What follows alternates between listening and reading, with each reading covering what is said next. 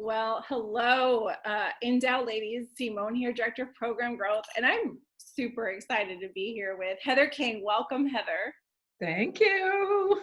So Heather is here's the dramatic biography of an ex-lawyer, a sober alcoholic of 3 decades. But in my heart and mind, she is just an incredible woman, a writer, a poet. And I was introduced to you, Heather, a long time ago, actually, I think through the Magnificat meditations. And, sometimes you go through them and you're like browsing through, you're looking for God. You're like, where are you? Where are you, God? in the Magnificat. And reading your reflections is always an encounter for me. And I just love so many of your books. And I don't think I've ever told you this, but I had like my Heather King collection. It was like Shirt of Flame and like Parched and Redeemed and Loaded and my topics.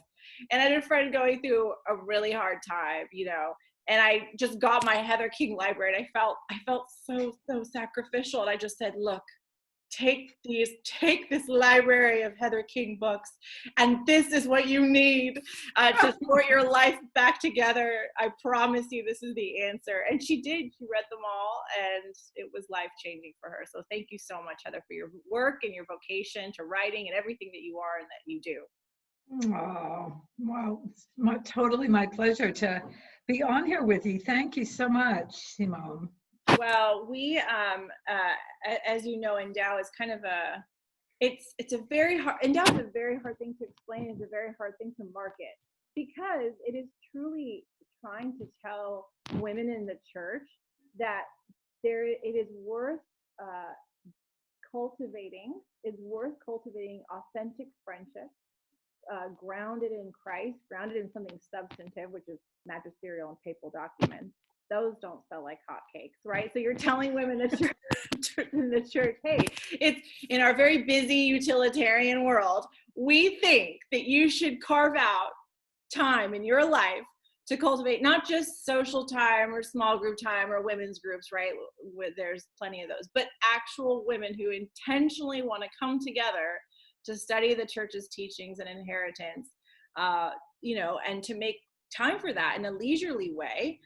And that this is somehow through friendship with each other and through the encounter with the text going to be willing, if the Holy Spirit shows up, transformative and exciting and life-changing. So I'm happy to introduce, I'm sure a lot of our women are already fans and followers of yours, Heather, but if not, I highly recommend checking out Heather's website and books and blog. And we want to talk today. I mean, there's so many things I could talk to you about. I remember I heard actually a talk that Laura Zambrano organized at Family Theater. Do you remember that talk on the vocation of writing? Yes, very well. Yeah, well, I was very moved by it. And at the end, you said something, I don't know if you remember, but at the end you said, everything always just comes back down to the basics, the Bible, the rosary, Mass, Jesus. And I thought she said it best, just everything really comes back down to these like fundamental things. But the other thing that I thought we could talk about perhaps today is I want all your strong opinions about women, the feminine genius, the church. What do we do? Who do we become? So help us out, Heather. Where do you want to start?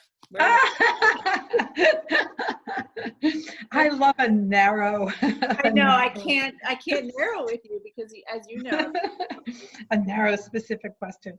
Yeah. Well, thank you. It's these questions just excite me so much, and I do have so many. It's just, I hope it's not so much opinions as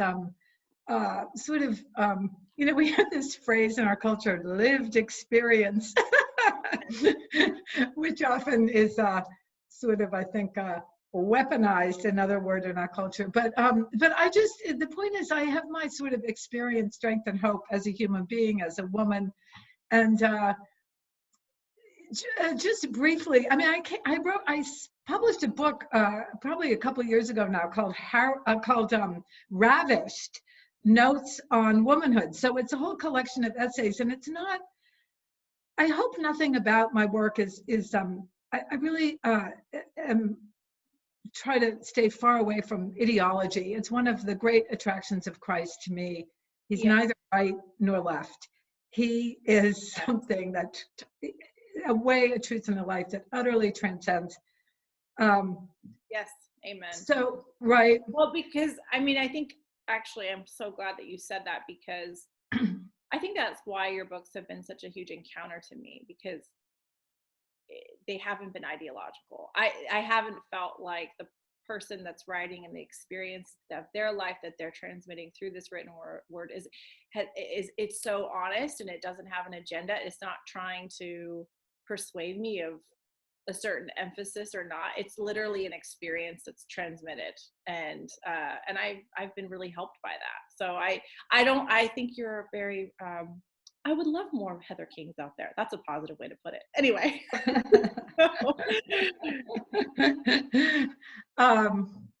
So yeah, I grew up as I'm a convert. I didn't come into the church till 1996, and I came of age during the 60s and 70s, and a time when, as we know, sort of women's lib and the sexual revolution and all of that was very much just kind of blazing. And it's interesting as I look back, because I was also a total full-fledged alcoholic. Like, I drank alcoholically from the age of 18 to 34, all the way through college, through high school, college, law school. But even back then, and I had a bunch of Catholic friends, and they all hated the church and blamed the church for all psycho, spiritual, social ills.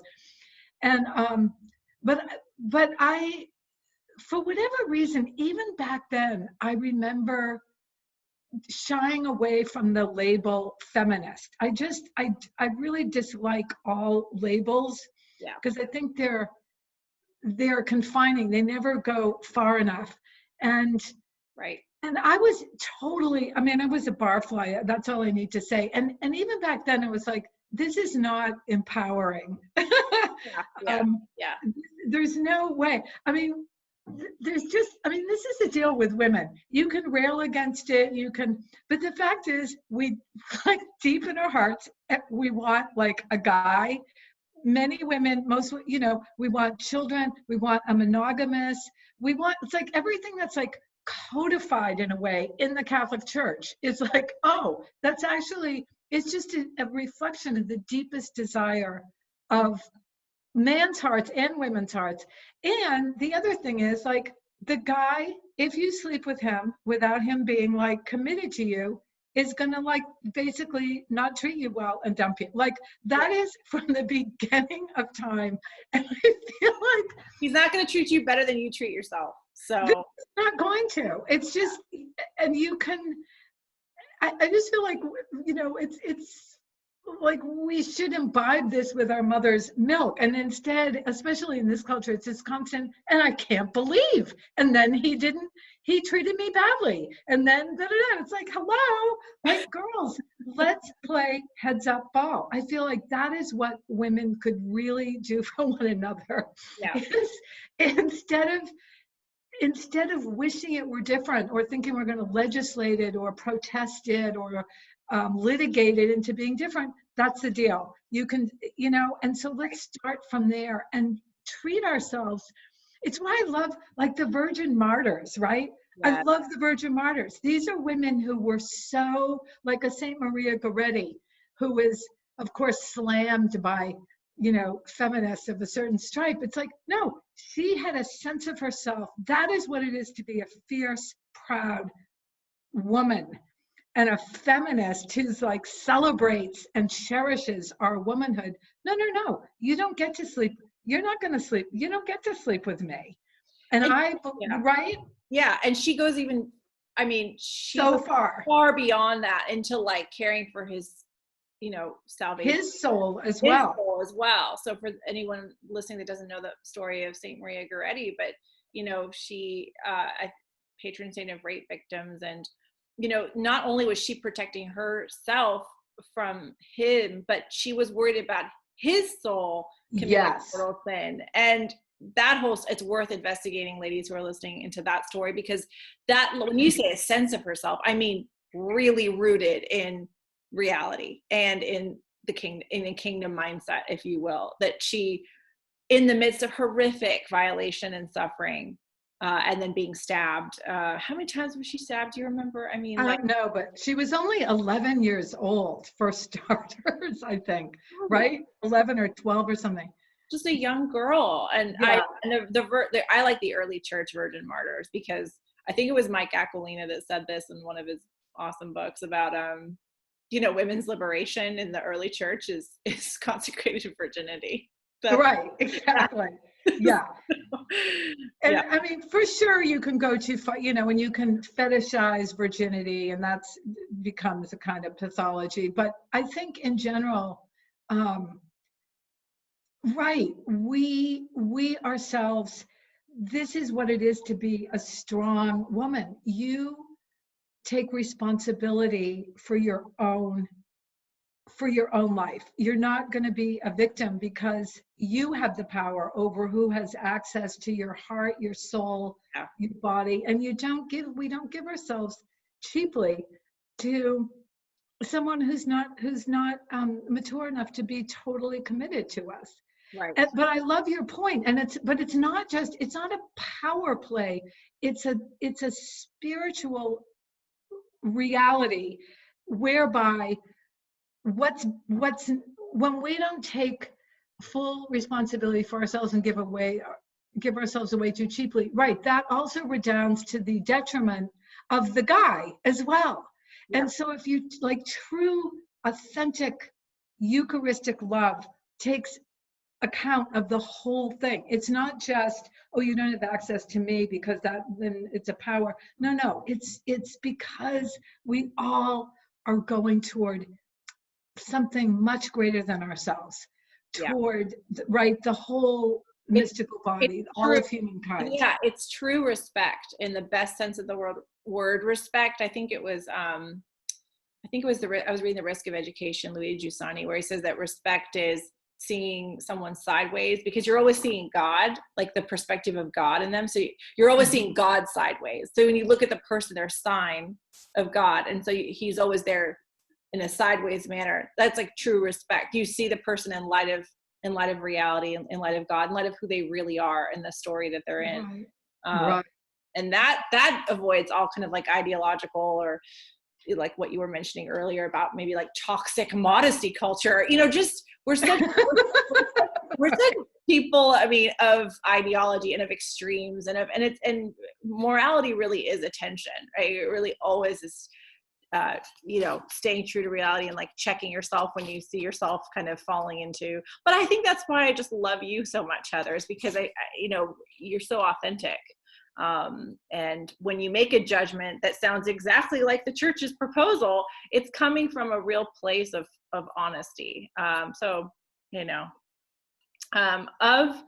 one of the female saints that we had thought about talking about was Saint Therese, and I love Sure to Flame. I love that book. And do we want to talk a little bit about her, because sure. of the church and what she's meant for you, and how you can help women, and what that I think that would be a great place to go. Oh, well, Therese is my gal, one of them. I have a lot, but she's really, and talk about an unlikely pairing, right? 24, virginal, bourgeois, pious French girl who begs to enter the convent at 15. Not the most immediately relatable person. Yeah, I mean, had died before I was, I was still on the bar stool for from 8 more years.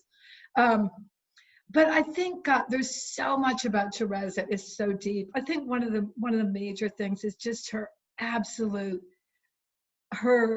conviction that we're loved already. You don't have to earn Christ's love. We don't have to good deed our way into Christ's love. I loved her thing. She wasn't into mortification. She said, oh, maybe if I could just sit up, maybe not slump at Mass. And she talked about how she would fall asleep at Mass. And it was okay because the Father loves the child. And so she just she seemed to be free of that kind of neurotic scorekeeping that I think a lot of us tend to do. Like, am I good enough? Have I gone to the... so there's that beautiful thing. But as a woman, you're doing 2 holy hours, I'll do 3, So. Yeah, and there's 2 different ways of doing that. It's no matter how much we want to avoid it. So I'm always, it's like part of the scandal of the cross is like, no, you're already loved. It's like, well, what's my job then if I'm not going to kind of neurotically, get my scorecard up there. But more to the point, as a woman, I mean, she just was, it totally had the bride of Christ that and she talked about how if she had not sort of become a nun, in so many words, she sort of said, I would have been a total love and sex addict, kind of in the terms that we would use today. Right. That right. she would have given herself way too freely. She definitely had kind of addictive, codependent tendency to over-attach to whatever, her mother superior, some of her little friends when she was a child. And so she somehow, her spiritual development that was condensed into such a short amount of time, she somehow got that the passion and the love and the yearning of really any human heart, but it may be a woman's heart in particular, because we so long for relationship and to give ourselves fully and to receive fully, that it could only be focused, only Christ could possibly fulfill that. No human being could. And so her whole, what I think people who don't like Therese or don't get Therese, oh, it's so treacly. But her whole, she wrote out wedding invitations when she took her solemn vows. And she's marrying Christ, is the bridegroom. But there's something very, very deep in there, whatever our station in life, I think, just to keep us, to make it, because it's so easy to become, as we were talking about before we started, Simone, like just, this world, his kingdom is not of this world, and this world always falls short somehow or other, right? Yes. It's just, it's not. And I'm always in a crisis about it. I'm always in an existential crisis about it. Yeah, totally. It's always a shock. Oh no, this, right? And it's kind of no, I'm not perfect. Oh no, circumstances aren't perfect. Oh no, I'm not in control. And it's a surprise every morning when I haven't fashioned for myself, it's like perfect formula to like make it okay somehow again.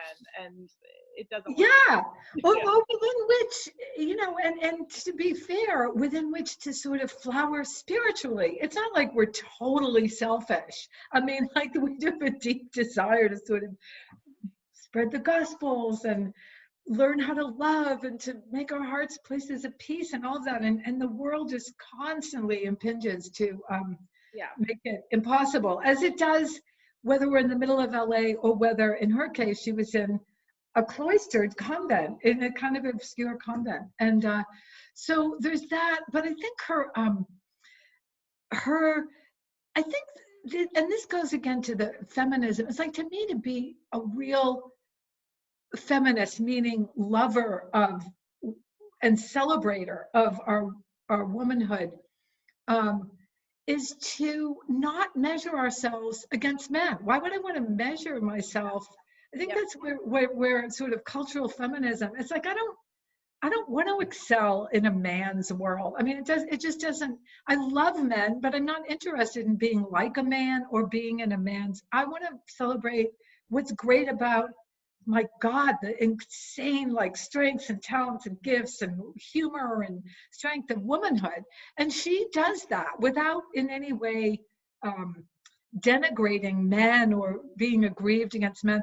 There's a wonderful passage in Story of a Soul when she's on her way to Rome to appeal to the Pope. She's with her father and one of her sisters, I think.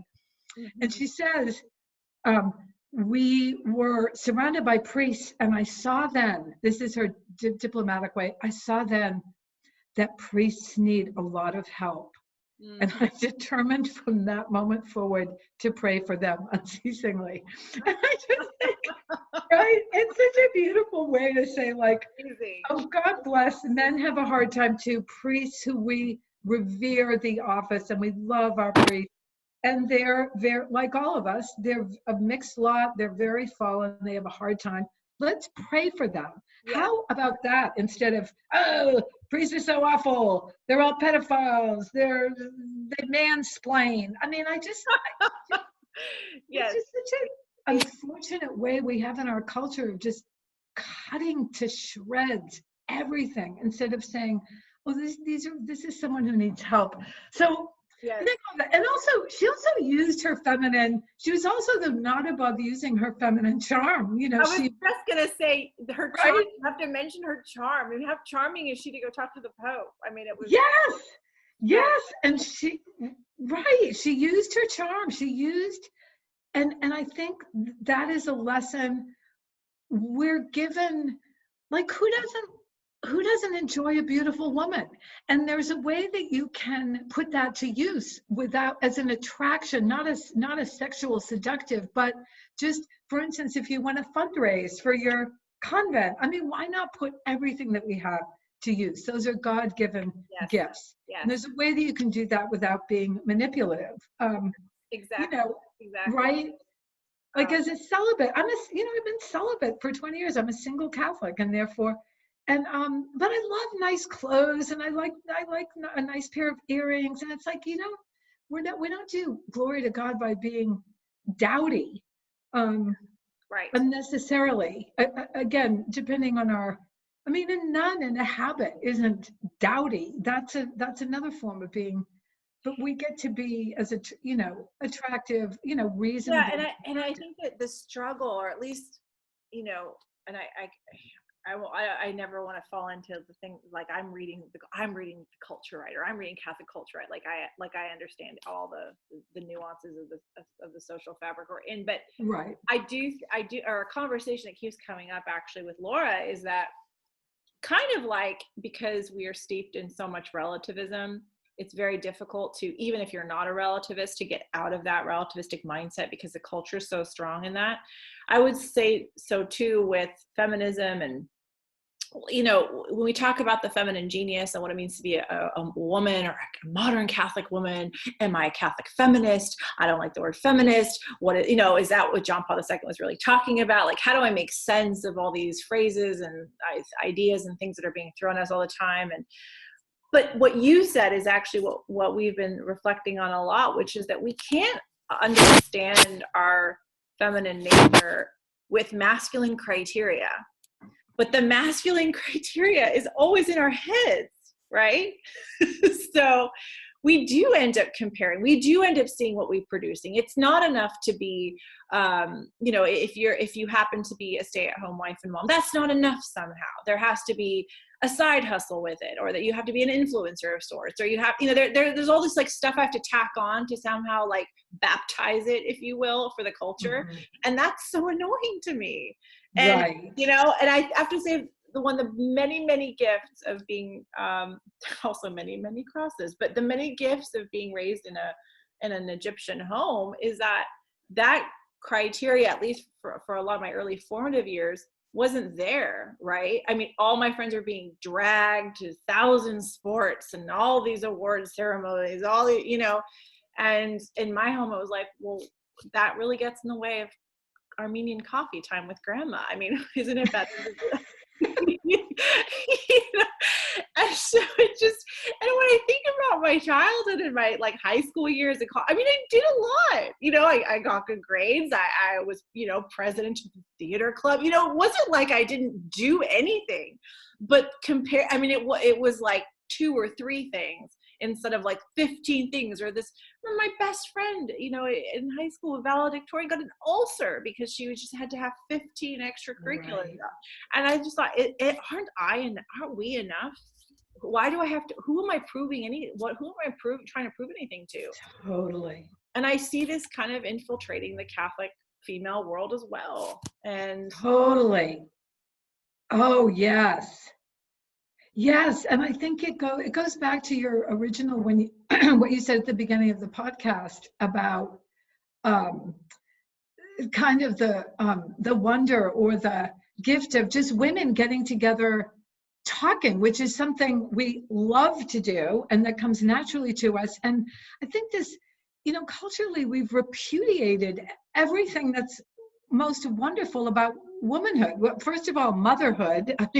Don't even, right? But then this stuff, it's like, what if that were what is holding the world together? How do we know?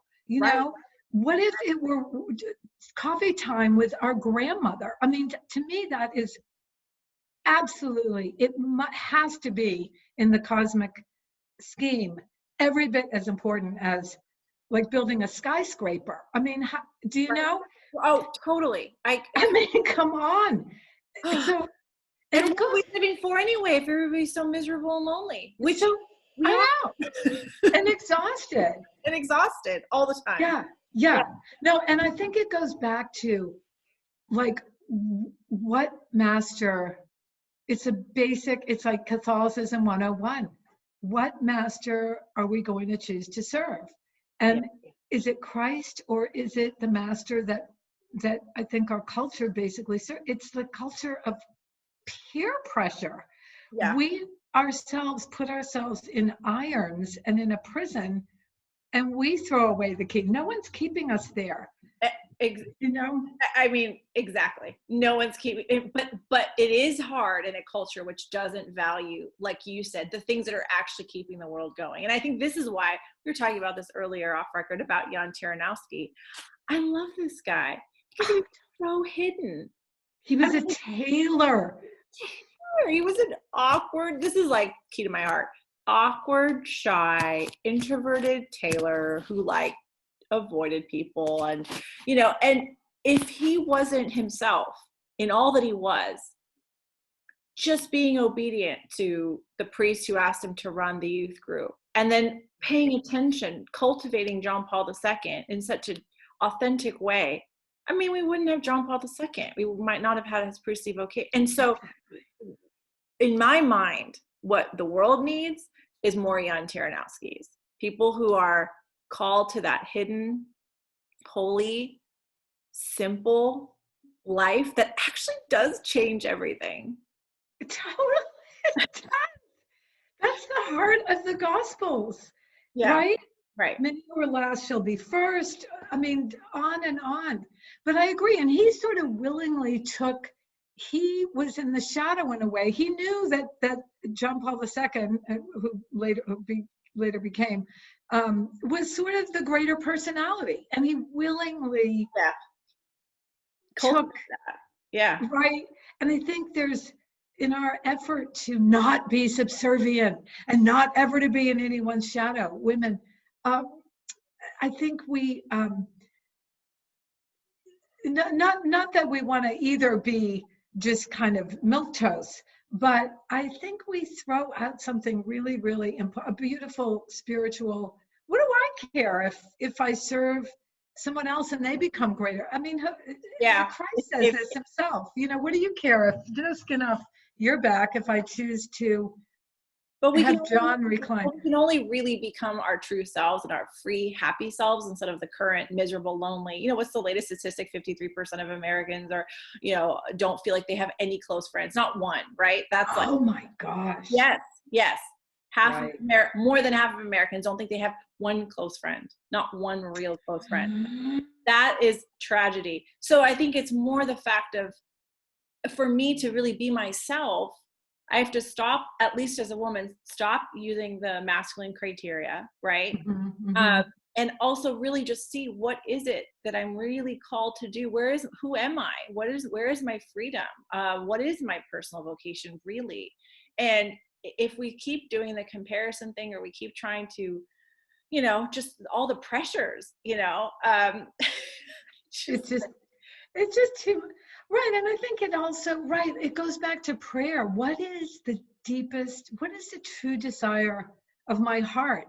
I mean, every day and in a kind of vocational sense. And I think when we follow that, which is why I quit my job as a lawyer to become a writer. Right. Talk about a witness to this. Yeah. Incredible. And I think, whatever our vocation is, and maybe it's motherhood, which to me is a full-on vocation, period, in of itself, and I think should be just elevated to the highest form of martyrdom and glory. And maybe it's to be a writer, and maybe it's to be both, whatever it is. But I feel like when we, Kierkegaard said the saint is the person who wills the one thing. And when our actions follow our heart and our desire, first of all, the friends come of their own accord. The people who will buoy you up, who will shore you up, and you do the same for. But you're so fulfilled in a sense, even though there's tons of suffering and terrible conflict and all of that, but still you're so fulfilled that, like, I personally just have no sense of grievance in the world. I've never for a moment felt oppressed or held back by men. As soon as I started respecting myself, I can't really remember any instance when I've been disrespected by a man. They just don't do it. And if anyone starts to go there, you just like, no, we're not gonna. Right. It's not. You don't have to go around feeling like a victim. Yeah. Right. Yeah. You feel like and it's not either that you're like in triumph, and now it's like I am a servant of art of Christ, totally happy to, and a really like poor one and then most of the time, but and then he cared that I'm like, Therese back, like, loved into being, and that he has something beautiful for me to respond to. And there's no victimhood in that when you are really grounded and loved and know that love has something for you. Then there's like, victimhood isn't even on the table. It's not even on your radar. It's not on my radar, which when you bring it up, I thought, oh yeah, because hello, our culture operates under that. It's victimhood reactivity all the time, but this is not in the psyche of the Christian. Not really. Yeah. No, because you're so absorbed. You have a job to do in a sense, and so. Right. But and it's not to say. I don't want to be a polarizer. It's more. It's like, and therefore you want to invite everyone else, right, to this light, to say, oh, there's a different way though of being in the world, of seeing the world, of experiencing the world, where there's so much more. Again, there's tons of suffering, of course, because it's a human condition. But there's so much joy and life. That is, I think, to live abundantly, right? Yeah, right. Oh, absolutely. And I think this is the frustrating. I don't know if you have the same kind of frustrations about this, but when people ask me, well, what is the feminine genius, or what is the okay, like, we can talk about it. Obviously, with Endow, we have study guides on John Paul II's documents on the feminine genius. We have the female saints and Doctrine of the Church. But in a way, this is like deep artistic authenticity side of me, where I'm like, I cannot talk to you about this in words, because you just experience, or have you encountered, like you said, this like a charming, wonderful woman who doesn't love to be around, that is it. And that their presence and their friendship and their unique insights into your life, or the way that they express, has helped you in a very fundamental way. It has actually been spiritual mother, has generated newness in you that otherwise wouldn't be there, Totally. And it's not right. You can't codify it. It's right. But you'll be with these women, and they're just, it's like, women are, I often think of the aid station of the cross. Jesus spoke to the women. We were the last people he spoke to before he fell for the third time, was stripped of his garments, and went to the cross. And I always feel like he totally got us, right? He gets the shortcuts we will take for love, like the woman at the well. He just gets it all. He gets our yearning. And I really feel like he was like, okay, you guys, it's on your shoulder. Not only in your shoulders, because of course, with men, but it's like, please help us out, And I do feel like when you get a woman who, there's just nothing like this, like solid, grounded, they've often raised kids, not always, but they're just like, they're organized, they're competent, they're not in a like OCD way. Yeah. Like everything about them is just grounded. They have a total sense of humor. They have an innate kind of theology, an innate sense of fairness, an innate sort of ability to size up a situation and kind of take the right action, or sort of like lead you in the right direction as to how to maybe handle it. You know what I mean? Exactly. Just kind of beautiful sort of common sense, and they'll sit, they'll make like these delicious scones or something, there's nothing like it, and then they'll just listen and open their heart, and it's just that's the feminine genius, right? It is. Somebody asked me the other day, like, do you have a spiritual mom or who are your spiritual mothers? I'm like, okay, there are three that come to mind immediately, but there's so many. I mean, I'm so needy. There's so much need in me, right? There's so much, like, I love that about Thérèse too, is that like she's just so needy and so okay with it. And right. I think about all the women in my life who've been spiritual mothers to me before I even ever heard that phrase, spiritual mother. But like, I can't even, where would even the joie de vivre of life be without these women? Where one priest friend said to me, like, nothing would be fun if it wasn't for women.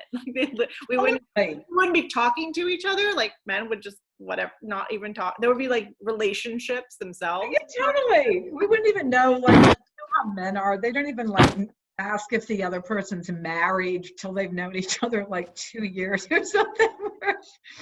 Yeah.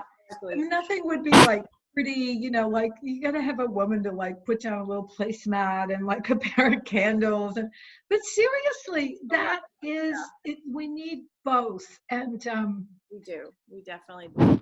Yeah. And then I don't want to go on and on, but just right, the spectrum of woman, right? I mean, it can be a mother, it can be a nun in a convent, it can be your friend who's never been married or had kids. We have all the spectrum of stations in life and of vocations, and but yeah, it's rooted. And Mary, was Mary an influencer? She said like 2 sentences in the entire Gospels, and she has been crowned Queen of Heaven and Earth. So yes, exactly. Something Laura likes to point out, or that she kind of was meditating on, and is the Litany of Loretto. All these different Marian titles and aspects to Mary talk about the diversity, the unity and diversity of the feminine genius, right? Because every woman is so unique. Right. And the Virgin Mary really, at least as expressed with the Litany of Loretto, like there are all these aspects to her that we find, like, in Our Lady. There are all these aspects that one of her somehow, right, and that are hopefully we're expressing it in our own femininity in some way, right? Some way for the world. Well, before we say goodbye, and hopefully you'll come back on the podcast again at some other time, because I would just love to talk to you again, Heather. Especially your book on Loaded. I love that book. That was such a good book on money. I don't think we talk about money enough. Anyway, but how would you respond to someone who asks, like, what can we expect from men? What can Catholic women today expect from men?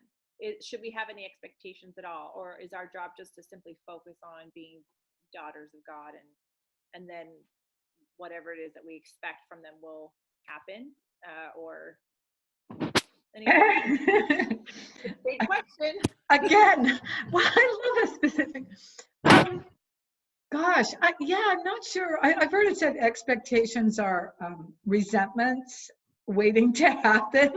I don't like the question, but I get it. I mean, right. There's a difference between sort of weary resignation of like, no, I can't expect anything, so forget it. I won't hope for it. And then reduction of desire, which is not the point. It's not to reduce desire or like manage expectations. I hate that. Right. Yeah.